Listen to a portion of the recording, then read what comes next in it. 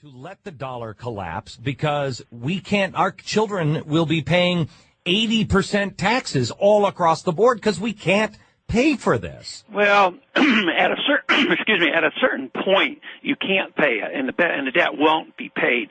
It's how it's liquidated. When you or I, if we go bankrupt, we can liquidate debt by just not paying, going to bankruptcy court. Governments don't do that. What they do is they want inflation. They're working real hard to inflate, because if they can double the money supply and your dollar lose half its value, your real debt is only one half. So they pay it off, with junk money.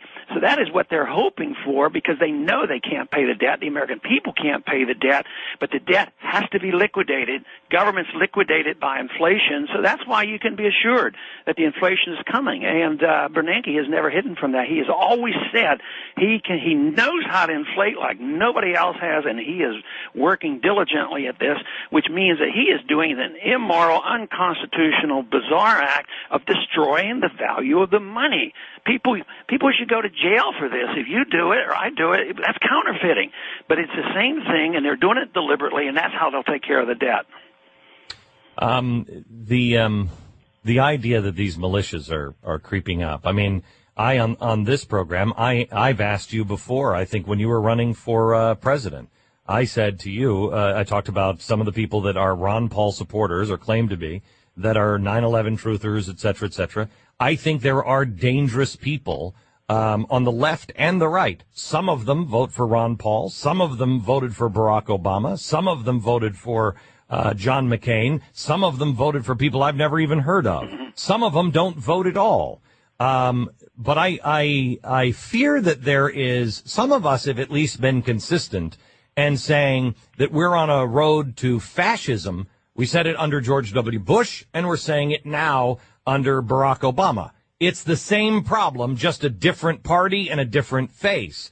How worried are you that the Constitution is viewed as a code word, that we are entering a time when the conditions are growing more in the favor of being able to stomp down any kind of opposition by the parties in Washington? Well, I think the worse the economy gets, the more polarized the people become, because wealth dissipates and people get poorer and they get angry and they misdirect their anger, and therefore, there's always a threat of violence. And of course, that is what I've worked so hard to try to avoid, because I consider it an intellectual fight. I believe that if people know why it's in their best interest to defend the Constitution and personal liberty, we can achieve victory on this. But if there's a lot of confusion, then people say these people are scoundrels, and they are, and they think, and they feel desperate. They don't know anything else to do, so they want to resort to violence, and that where the danger comes from. Inflation wipes out the middle class, leads to political chaos, and then the destruction of the political system. And we've about done in the economic system, so now we're seeing the early and rising tide of political chaos, and that to me is the dangerous phase. So I don't know how to reverse this other than promoting a better idea to beat their ideas, and their ideas is internationalism, globalism, printing press money, Federal Reserve. Don't give a hoot about the Constitution, and just once again believe in individual freedom and have confidence that freedom works, and that's how you get prosperity. And you don't have to be a bleeding heart thinking that's the only way you can take care of people, because quite frankly that backfires and creates more poor people, not more wealthy people.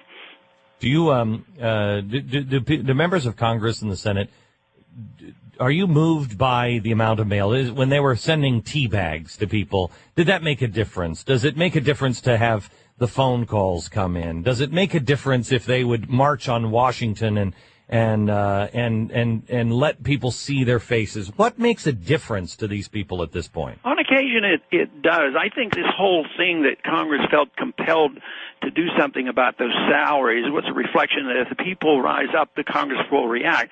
But unfortunately, that was so superficial and misdirected and missed the whole point, and they should have never had the money in the first place. So that was not the answer. But the answer is, Yes, if enough people rise up and tell their member, look, if you don't do it, we're going to throw you out, and then end up throwing them out. Members, most people in Washington are very politically oriented, and if it's a true resistance by the people, it does some good. Otherwise, I wouldn't be involved in this at all. But the problem is, it takes a long time for the transition, and it gets too risky. And right now, we're facing this crisis. Who knows how it's going to turn out? But we should know soon, because we live in very, very dangerous times, and events are moving rather rapidly. Do you see more people coming to your side in Washington? Do you see more people that are starting to get it, or is it still just as mindless as it always has been? Well, I think it's better. It's certainly better outside of Washington, and I hope when I go to St. Louis this weekend it'll be better. That's where I meet people that agree with me. But in the past, what I've introduced have been bills that have been looked at, and that'd be nice, but I've been always marginalized. But I have this bill in now just to open the books of the Fed, just to audit the Fed, which is H.R. 1207. I have over 40 co-sponsors on that. That's pretty good for me, and I think the momentum's going to pick up on that, because everybody in Washington now has heard once again from the American people, you guys better get your house in order. You at least ought to have transparency. And when people hear that the Fed is not even required to answer our questions, people become outraged. So I think that is the first step to reforming our monetary system. Ron Paul, Congressman from Texas. Thank you so much, sir. Good. Nice to be with you. You bet. Bye-bye.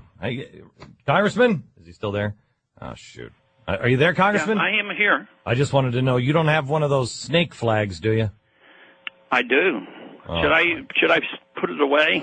I would. Well, no, then you're hiding it. Then we know you've got something to hide. Well, boy, I'm trapped. We'll send Homeland Security over to your place. When are you going to hang it up behind you when you're on TV? I wore you missed on, I think it was Thursday's episode. I wore a T-shirt with it on. Oh, well, you are getting brave here. Yeah, you got that right. All Thanks right. a lot. Good You luck. bet. Bye-bye.